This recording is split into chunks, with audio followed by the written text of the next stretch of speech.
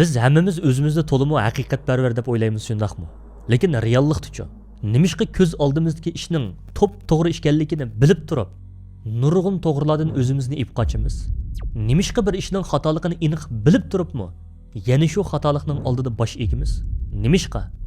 Chunki ko'pinchimiz haqiqatni yo'qotishdan emas, balki haqiqat uchun bir narsamizdan quruq qilishdan, ayrilib qilishdan bekerak ansiraymiz. O'ylab beqing, bugun qanchilgan odam puldan quruq qolmaslik uchun vijdonini yo'qotadi. Kishilik munosabatlarga ta'sir yetib qolmasin deb haqiqatni yushiryotadi. Bir necha odamning olqishi uchun vijdonini setyotadi. Hatto to'g'ridagi bir quruq barmoq uchunmi o'zining prinsiplaridan asta-asta voz kechishga, qurbon qilishga tirishayotadi. Agar bugun sizga mana bu dunyo oxiratligingiz uchun eng to'g'ri ish deyilsa, lekin u haqiqatga yetish uchun mashinangizdan, obro'yingizdan, do'stlaringizdan, shu vatanni qiyib qolgan mol dunyoringizdan, yuqori maoshingizdan, balki ota-onangizdan voz kechishingiz kerak bo'lsa, siz haqiqatni tanlamsiz yoki shu rahat farog'atnimi? Bugungi bu dars oddiy bir yoshning hikoyasi bo'lib qolmasdan, bu butun Makkaning eng boy, eng kelishgan, eng havas qilingan begzodasining haqiqat uchun butun dunyosini qandoq pido qilganligining ko'rinishi. U boylikqa qarshi chiqdi, oilasiga qarshi chiqdi, jamiyatga qarshi chiqdi, hatto o'zining nafsiga qarshi urush ochdi. Nima uchun? Chunki u Darul Arqamda anglagan u bir ovozdan keyin endi burunqi Mus'ab bo'lib yashayolmadi. Bugun biz birlikda Makkaning qorong'u ko'chalaridan o'tamiz va yer yuzi tarixini o'zgartgan shu maxfiy eshikning oldiga boramiz.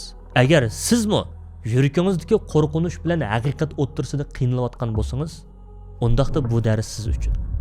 Chunki bugun biz birlikda Darul Arqamning eshigini qoqamiz. Undaq bo'lsa boshladik.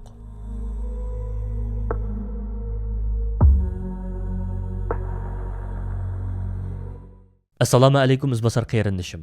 Esingizdami? Oldin qaytim biz Mus'abning heliqi sirti parqaroq, ammo ichi qupquruq hayotini birga ko'rib chiqqandik. U kechalari yolg'iz qolganda his qiladigan shu dahshatlik ichki bo'shliqni, qalbidagi haqiqatga bo'lgan tashnolikni hammamiz tang his qilishga tirishchilik ko'rsatgandik. Endi bugun men dal shu ekran qarab turgan sizdan bir gap so'rab boqay. Siz o'zingiz ishongan, mushu to'g'ri deb bilgan bir yo'l uchun zodi nimalardan kechalaysiz? O'ylab beqing, ko'pinchimiz biror do'stimizning xafa bo'lib qolishidan qo'rqib, xato ishni beshimizda langishtirib beramiz. Torlardagi saxta yurakdan quruqqanmay deb yoki boshqalarning hay bu zamonning oqisida qoptujimi degan bir eg'iz gapidan qo'rqib va yoki bu ajab modani yaxshi buldiki ha degan quruq maqtishini ta'ma qilib, o'zimizning prinsipini, axloqini shundoq osonli setib etamiz. Shundaqmi? Undaqda biz kamerani yana shu Makkaga qaytarayli. Qarang, Begzodi Mus'abning oldida zodi qandoq bir tanlash turadi. Dal shu kunlarda Quraysh boylarining majlislarida maxfiy, ammo g'azab bilan pichirlashayotgan bir xabar Mus'abning qo'liga kirib qoldi. Makkaning cho'nglari vahima ichida nima deydi bilamsiz? Angildinglarmi?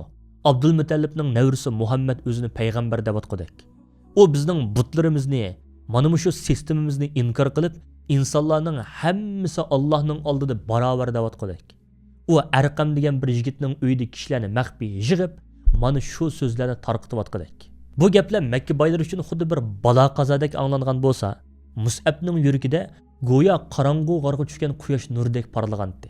Chunki u izlayotgan haqiqat, uning vijdoni kutayotgan nijotlik dal mushu edi. Ammo to'xtab turing qayrindishim. Mus'abning Darul Arqamga, ya'ni payg'ambarimizning shu maxfiy madrasaga berish qarori bugungi kunda sizning bir leksiyaga kirib chiqqaningizdek yoki biror kursga qatnashganingizdek oddiy bir ishmidi? Yo'q, aslo undaq emas. Uning shu uyga tashlagan bir qadami amaliyotda butun Makka sistemasiga e'lon qilingan bir jangdan iborat edi. Mus'ab kimdi? U Kabening ochquchini saqlaydigan, Makkaning iqtisodiy va siyosiy yipini tutib turadigan eng kuchli jamoatning begzodisidir. Agar u shu uyga kirsa, nimalarni yo'qotadiganligini bilamsiz? Birinchidan, u shu boyashatlikdan kechish kerak. Yamandan keladigan ipak kiyimlar, maxsus tiktirilgan oyoqlar, esil atirlar, bularning hammasi onasi xunasining puli bilan kelgandi. U uyga qadam tashlash, shu milliardlarcha boylikdan o'z ixtiyori bilan voz kechish degan gap. Ikkinchidan, ijtimoiy o'rindan ketish kerak. Ko'chada hamma yo'l beradigan, qizlar havas qiladigan, tor cho'lpinidan bir kechada Quraysh sarang deb tillaydigan bir xoiniga aylanish degan gap. Uchinchidan, eng ig'ri u onasini yo'qotdi. Uni hammadan bek yaxshi ko'rdigan, ustiga chivimni qo'ndirishga rozi bo'lmaydigan bir ona uning bilan manguga qarshilashadi. Mana bu Mus'abning yuragiga sanjilgan bir xanjardan iboratdi. To'rtinchidan, bugungi yoshlarimizga eng ig'ir keladigan yana bir psixikalik kasallik bor. U bo'lsa-mu, agash kuchi bo'lishdan qo'rqish. Mundaqcha aytganda kibr. Qarindishim, atrofimizga bir qarayli yoki o'zimizga samimiy bo'lib boqayli. Bugun ba'zi yoshlar bir yerda haqiqat so'zlanayotganligini ko'rsimi, to'g'ri yo'lda mengayotgan bir to'p kishilarni bilsimi, shularning oldiga berib qo'shilg'isi kelmaydi. Nimishqa? Chunki ichida bir shaytoniy kibr bor. Men ularning oldiga boramdim. Boshqalar boshlab bo'lgan ishga oqisdan agash kuchi bo'lib qetilamdim. Men oldiga chiqmaydigan yerga bormayli turaychi. Deydigan dahshatlik bir manmanlik mavjud. Ammo Mus'abga qarang, u Makkada hamma odam o'ziga agishadigan, boshqalar uni do'raydigan mutlaq markazdi. Lekin haqiqat oldida u kibrni yerga urdi. U men boshliq bo'lmaydigan yerga bormayman demadi. Haqiqat oldida shohlik tojini tashlab, o'zini tuvan tutib, oddiy bir o'rganguchi, bir tuvan agishuvchi bo'lishga rozi bo'ldi. Undaqda sizdan so'rayman. Bugungi yoshlar, ya'ni biz to'g'ri deb bilgan bir haqiqat uchun musholarning 10dan 1dan kechalamdiq. Shu quruq egomizni yo'qota olamdiq. Kechanmaymiz. Biz ziyon tortishdan, do'stsiz qilishdan baq qo'rqamiz. Ammo yosh Mus'abning haqiqatga bo'lgan tashnoliqi shu qadar dahshatlikdiki, ko'ziga onasining boyligimi, Qurayshning g'azabimi, hatto o'lim qo'rqinchisimi qilchi ko'rinmadi.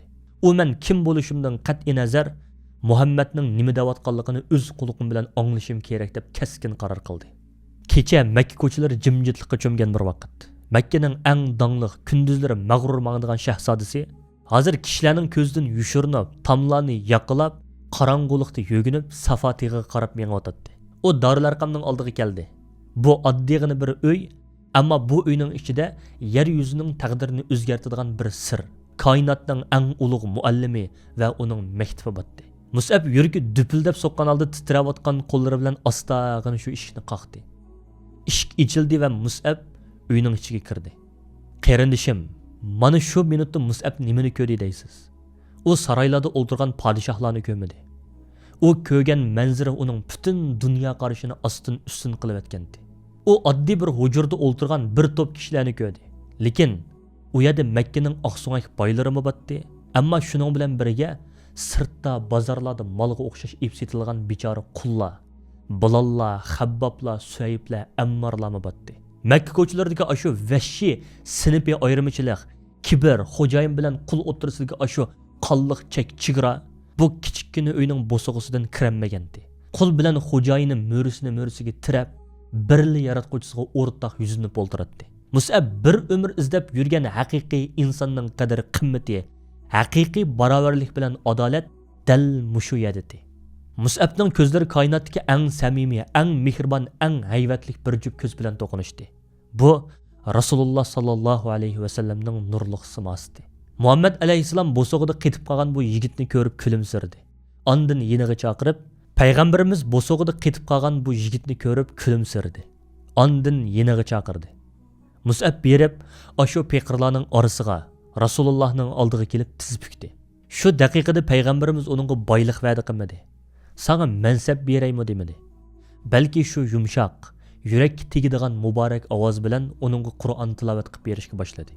Qur'on oyatlari Mus'abning quloqidan kirib, beribla uning qalbidagi ashu hech qanday boylik, bayashotlik, marka, hashamat turmush qamdiranmagan g'oyasur bo'shliqqa xuddi bahor yomg'irdak to'kilishga boshladi. Mus'abning qalbi butunlay larziga keldi. Ko'zlaridan issiq yoshlar quyulayotdi. U shu minutda men bir umr izlab yurgan narsa markalik kiyimlar yoki olqi sadolar emas, mening ruhim mushu so'zlarga, mushu ilohiy haqiqatlarga tashnoka. Meni qulluqdan qutuldiradigan narsalar dil mushuka degan haqiqatni rasmiy his qildi. Shu chaqda payg'ambar alayhissalom muborak qo'lini sunib, Mus'abning shu titrayotgan, o'rtinayotgan yuragining ustiga qo'ydi. Shu bir silashdila Mus'abning qalbidagi butun qo'rqinch, g'am, andisha xuddi qiziq oftobda qolgan quruda qordek erib yo'q bo'ldi. Uning o'rniga olamga sig'maydigan bir tinchlik, qiyomatgacha o'chmaydigan bir iymon o'ti tutashdi. Mus'ab shu yerda o'ng qo'lni Rasulullohning olqiniga qo'yib, "Ashhadu an la ilaha illalloh va ashhadu anna Muhammadar Rasululloh" deb shahodat keltirdi. Mus'ab bu shahodat uchun nurg'unlagan narsalardan voz kechgan bo'lsa-mu, u endi Mus'ab radhiyallohu anhu bo'lgan edi. Undaqda bizchi o'zimizga qarayli. Bugungi kunda bizning Darul Arqamimiz qayerda? Biz bu quruq, zerikishlik hayotimizdan qutulish uchun qaysi eshiklarni chekyapmiz? Biz haqiqat uchun qaysi imtiyozimizdan, qaysi kibrimizdan voz kechalaymiz?